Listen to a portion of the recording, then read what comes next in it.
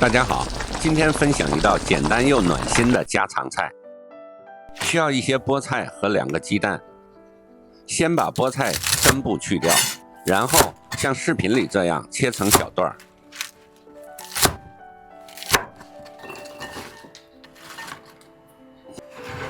準備幾根蔥，把蔥切成小段。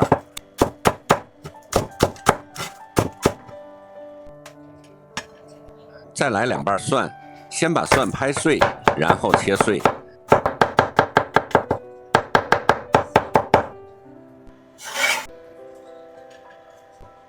將2個雞蛋打入碗中，加少許食用鹽，然後用筷子打勻。在鍋中加少許食用油，油熱後倒入打好的雞蛋，快速翻炒至凝固。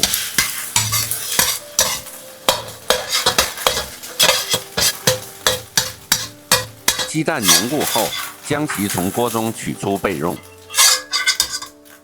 鍋中放少許食用油，油熱後加入蒜末和蔥白，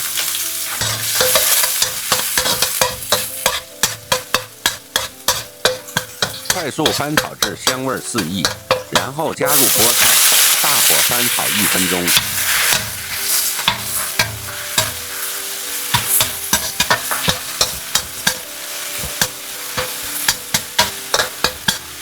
加水至湯汁凝好，如果有高湯或者肉湯也可以用。加少許鹽，少許胡椒粉，攪拌均勻，小火慢燉1分鐘。1分鐘後，加入煎蛋。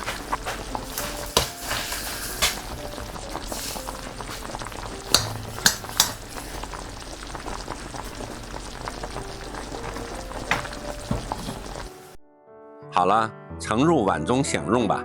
這道家常菜菠菜煎蛋，用清淡的湯汁慢燉而成，溫暖簡單又美味。如果你喜歡我的視頻，請不要忘記訂閱、點讚、評論和分享，非常感謝您的支持。